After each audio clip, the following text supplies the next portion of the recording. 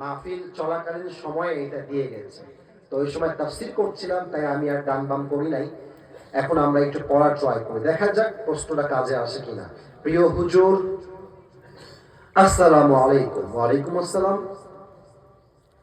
বিয়ের বয়স হয়েছে, অন্যদের মাধ্যমে বিয়ের কথা জানাইতেছি বাসায়, তারপরেও বছর পেরিয়ে গেল বিয়ে দিচ্ছে না।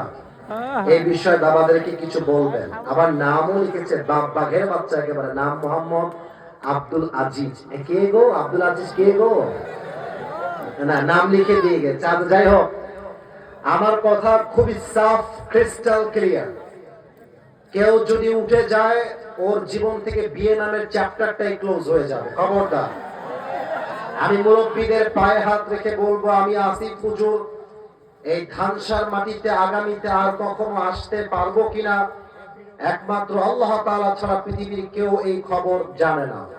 আমি সকলের পায়ে হাত রেখে বলে গেলাম, এই দেশকে যদি মাদক মুক্ত করতে চান, এই দেশকে যদি আপনারা জেনা মুক্ত করতে চান, এই দেশকে যদি আপনারা ধর্ষণ মুক্ত করতে চান, আমার যুবক ভাইদেরকে সঠিক বয়সে বিয়ের পিঁড়িতে বসায় দেওয়া লাগবে।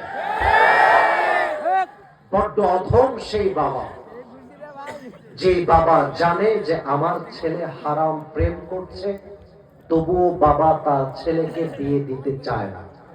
বড্ড অধম সেই মেয়ের বাবা, যেই মেয়ের বাবা সামান্য কয়েকটা টাকার জন্য মেয়েকে চরিত্রবান ছেলের সঙ্গে বিয়ে দিতে চায় না।